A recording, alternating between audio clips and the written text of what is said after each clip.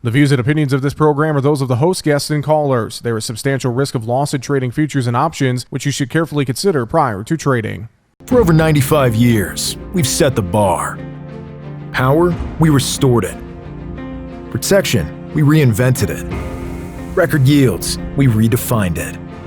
If there's one thing we know at FS, it's that just because something hasn't been done, doesn't mean it can't be done. We're never satisfied unless we take your farming operation to the next level. Run your equipment at peak efficiency and bust the bins this season. Visit fssystem.com. Well, is the meal-led rally in soybeans over with? We fell back a little bit on Monday in soybeans and soybean meal. Maybe took some profits. That maybe could explain it a little bit more as we started off the week. Corn and wheat were relatively mixed on the day, while we saw a decent day in cattle and hogs on Monday. Here to talk about it with us, we welcome in John Heinberg with Total Farm Marketing as our guest analyst here today on Market Talk. And John, great to have you back with us. Always appreciate the time. Let's talk about the markets here a little bit. And, coming out of the weekend, I was curious to see what direction soybeans were going to go. That was the big talk to round out last week. And then came in here Monday and pulled back a little bit, saw some profit taking is what I'm assuming, is I don't know if this meal-led rally, this parabolic rise in soybean meal that we saw the last month or so, I guess I don't know if it's over yet. What do you think about the soy complex right now? I don't think it's in the over yet stage anyway as well. I mean, first off, one thing that did come into play today, it is November 1st notice day tomorrow. Anyone long a November contract needed to be out today or risk delivery. So that's brought some selling pressure into those November contracts today as people were rolling them out to deferred months or whatever they were working with in that position. So obviously there was probably some decent gains in some of those positions too. So we had to see how those played out. I think that was a little bit of the factor. That's why you saw that weakness in that front end November. But you go look at that soybean meal chart. You're looking at a chart in the month that we've gone through has now gained $45 in the month, trading a big outside day reversal higher in the month of October. So it wouldn't be surprised we're seeing some profit taking here at the end of the month tomorrow. And then we'll see where this goes. The weather story and the concerns regarding the amount of supplies that are out there has not changed. ADM CEO stepping up a couple weeks ago saying basically Argentina would be out of soybean meal or soybeans to crush here in the month of November. So we'll see if that holds true. Then you got some of the river issues in the northern tier in terms of Brazil getting product moved on the Amazon. So that limits their ability to export soybean meal. And again, just turns us to the only game in town in terms of that mark. So we'll have to kind of watch how that plays out. Again, but a volatile market has volatile days, and a $15 down day in soybean meal after a monster run like that just looks like profit taking at the top as long as it doesn't fall apart more so in the next couple of days. Well, and to your point, Argentina maybe being out of beans to crush for meal, that could be a very, very big storyline here for the last remaining months of the year. But also, as I turn my attention to South America too, weather issues have really kind of crept up on us here. And in terms of that supply side that you were mentioning, we got some dryness concerns in Brazil. We got some heavy rain concerns in Brazil. We got dryness in Argentina as well. There's a lot going on that's kind of crept up on us here just in a matter of a couple of weeks, John. Very much so, at least in terms of the South American story. Let's start with the dryness side. Obviously, you've seen very warm temperatures, lower than normal precipitation across the northern, the central regions of Brazil, including the key state of Mato Grosso. Now, there was some talk, some rain showers maybe brewing a little bit this week. But again, you look at some of the longer range models. I know some of the European 30-day, 40-day forecast came out today. They're keeping that area in the same type of crosshairs in terms of lack of moisture and temperatures overall. And so this could persist well into the end of the year, maybe even into the end of the beginning of next year. So we'll have to keep watching that. Now, with that still being said, we still expect a large amount of beans to come out of Brazil. But if we would lose some production, 10%, 15%, somewhere in that window, that still adds up on the global balance sheet.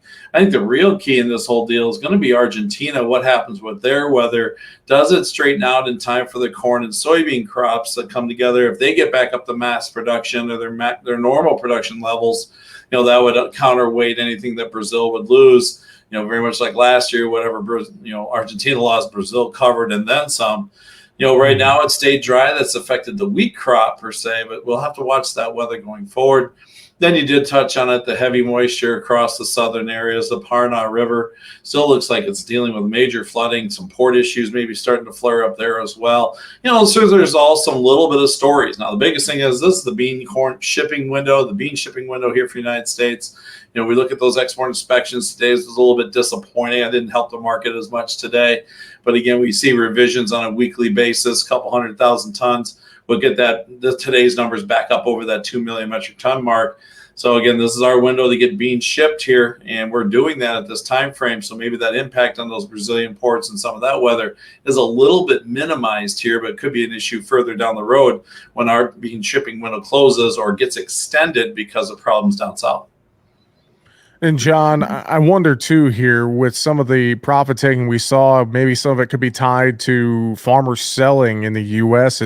It's really sounded like a lot of farmers maybe don't have as much coverage as they would like for this current crop, the Novi beans, or looking into a January contract, or on the corn side too. We'll get to corn in a minute. I wonder if there was maybe some farmers selling thrown in there as well. I've heard from a couple folks who said, hey, basis in my area is good enough. I'm making money. I'm just going to sell and forget about it. So, I wonder if some of that maybe came into play here to start off the week, John. Yeah, I would agree. Harvest pressure has been a big factor in both corn and soybeans. On the soybean side of it, it got pretty good value here. And again, some of those areas we are seeing some pops in basis, just kind of reflecting some of the demand that's picked up here, especially with the export shipment numbers where they've been. So there's opportunities for producers to put a decent number on in terms of a cash sale as they balance out what they're looking at. First off, you got storage costs that are increased, you got interest rates that are increased. For some producers, it's just going to be better to pull the trigger, put the money in the bank account or take it off the loan, and then instead of trying to find a way to store it into a market that's got downside potential. So I think that is a definite factor here. Again, U.S. producers for both corn and beans are behind on their sales. A lot of that was driven because of the weather and just not sure what crop that we got. Now you're hearing decent numbers out there, especially on the corn side. There comes some extra bushels that maybe the market wasn't counting on, late like this here. So, we'll get those planting or those harvest numbers today. We expect that bean crop to get up over that 80% window, getting down to that last portion of this crop in play. Corn harvest just short of 70% as expectations. So we're at that window where those, risk bushels, those bushels that need to be moved are going to be moved. So we could see some of that harvest pressure start winding down. But I just think that combination of things, plus, just good price rally. Also, it's an opportunity for producers to pull the trigger. They sit down over the weekend, look at it, and make some sales on Monday. Corn market largely back to doing nothing once again. We had that rally up to $5 in December corn and quickly gave it back, and now 480-ish, even below that here. December corn at the close on the day Monday. In this corn market, just feels like that we just don't have any sort of news to move this market, and we just continue to chop around and drift a little bit lower, John. Any news of consequence, at least at this time frame. Yeah. It's too early for the South American side. We're not in our export demand window. Shipments are okay today at 500,000 is what we expect. They're running ahead of pace, according to last year, but still not at the USDA pace at this time frame. So again, like I said, like you just said too, throw in the harvest pressure. This market just can't seem to get any traction. We've basically traded the same trading range now for 4 consecutive days. Feels like we're on the path where it's going to be a little easier for December corn to get to 460 than 490 here in this window. So I'm a little cautious. We've just got this consolidation at the bottom of a down selling spree after we hit that 509 high. Like I said, it feels like we're ready to break to the bottom of the range. So I'm still on the defensive in the corn market. Just make sure we're talking with producers about that at this time frame. And again, you're still looking at a market that's going to have fairly heavy U.S. supplies, maybe a little tighter globally because of that less acreage out of Brazil coming up this next year. But at the same time, the market just doesn't seem to have a lot of demand for corn here in this window. So that just makes me a little cautious that as farmers continue to make sales, again, like I said, we're wrapping up harvest at 70%. More bushels keep coming out here. that this market may be on a little bit of a slippery slope yet, at least until the short term, until we get harvest complete and get a good idea where these bushels are. John, the wheat market's largely been a dog here as of late. Kansas City wheat set a new 2-month low in the overnight before rallying back on Monday. It looked like maybe just some bottom picking buying there, but this wheat market has been a tough one to really watch in all three complexes as of late. Yeah, corn charts, wheat charts look very, very similar in terms of their structure, their makeup right now. The concern, we did see a nice little pop in that KC off those lows. So maybe, like I said, a little bottom picking there. We are going to get some of our first ratings today for that winter wheat crop or that KC wheat crop. So maybe there's a little squaring up before that came out too as well today. But again, it's just a market that looks like it just needs something. Now, we've seen the Chinese demand pick up a little bit. They were buyers of all three classes of wheat on last week's exported sales report. We're still seeing some product move there. We need to see if they stay more active. But again, wheat just continues to struggle against the global demand. And right now, funds are sitting short corn. They're sitting short wheat. They got back long on the soybean side over the last week. And they just don't have enough news, at least at this time frame, to get out of those short positions for corn and wheat. And feels like they want to hold that pressure on the market. We're having a conversation here today with John Heinberg from Total Farm Marketing. John, let's shift over and talk livestock here for our market analysis. Not a bad day in cattle and hogs, really across the board. A few triple-digit gains sprinkled in there. Let's start with cattle first, though. And to your points earlier in the show, I have to wonder if some of this could be tied to some position squaring ahead of the end of the month. Is that something that's in play here? And also I think we overdid it a little bit with that hard sell-off a week ago in the cattle market. We're still in a window where seasonally we see some things change and go a little bit firmer. Look at choice carcasses. We saw carcasses up to 309 today. Couple bucks higher last week, add a couple bucks to start this week. We're in that window where we get holiday demand here. The beef rib trade, things of that nature, those higher cuts of beef. And you're seeing it also in choice select spread pushing back to close to 30 at midday today. So there is some front end demand brewing into this marketplace. And I will see if that reflects in the cash market side. That's still going to be probably the driver of price. But that anticipation is what's leading this market higher. Throw in some short covering and some profit taking here at this time frame too. We talked about it when the cattle on feed numbers came out. They weren't what we needed. They were also struggling with some of the outside market activity, throwing a $500 rise in the Dow futures here today. That also helped boost that cattle market as well. But you just look at it. We had a little bit of a turn in some of those charts on Thursday last week, stayed fairly solid in Thursday and Friday's trade. Maybe we just got some nice profit taking here off of some short covering.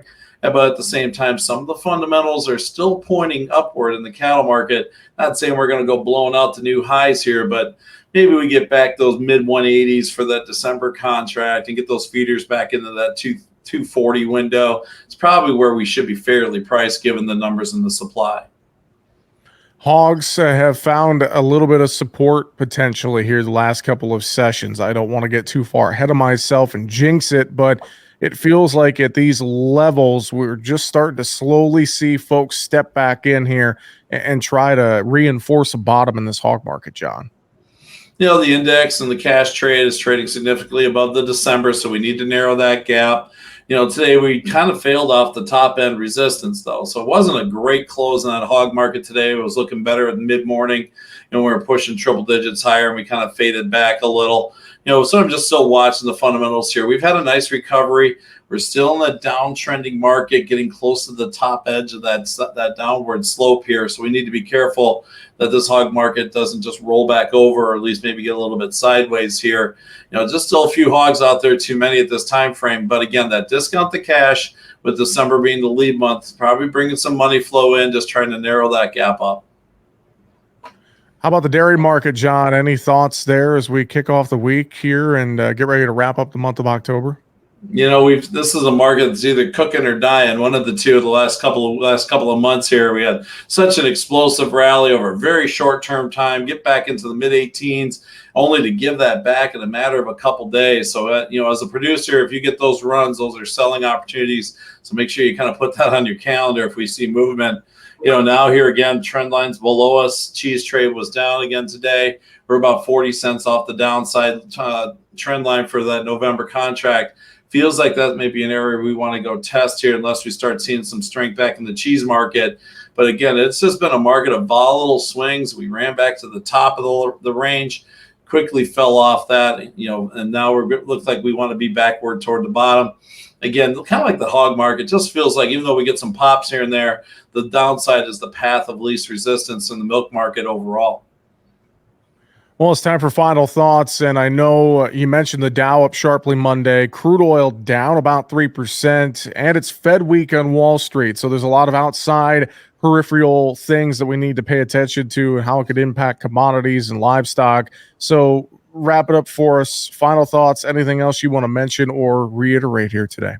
The key is going to be the volatility. Again, just headline to headline, wherever we are globally between what's going on in the Middle East, with those issues, what's going on in terms of trade. The Ukraine news has kind of moved to the back burner. We had that chatter of potentially closing that corridor, which didn't happen. It was a false headline.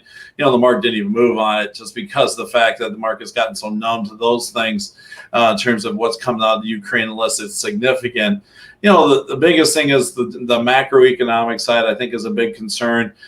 Still trying to figure out why we got the big jump in the equity markets today. I don't know if that's just because crude oil came down, if it was just some squaring on positions after a fairly rough couple of weeks here. So we're watching all those things shake out. Maybe it was just squaring up because of the Fed meeting this week. And, what do they say in anticipation of that? Probably more of the words than the actual actions this week. So with all that being said, for producers, it's about volatility. It's about protecting value. Again, still like corn puts, still like the bean side. I think the story is still friendly there. But just make sure you're making good decisions. Assess what your risks are. Look at the different tools that are available to you. Don't be afraid to make the phone call and have the conversation. Might not be for you, but at least know what the tools are that are at your disposal. John, if folks have questions and want to talk about some of those tools at their disposal with you and the folks there at Total Farm Marketing, what's the best way to reach out to you? Sure, love chat with them anytime. Give me a call, 800-334-9779. Shoot me an email, John H. at totalfarmmarketing.com. And don't forget the website of ours, totalfarmmarketing.com. John, thanks for the time. As always, here on Market Talk, have a great week, and we'll talk to you again next week. Sounds good. Have a great week. That's John Heinberg with Total Farm Marketing. That's going to do it for Market Talk here today. Find us online at markettalkag.com. I'm Jesse Allen. Have a great afternoon.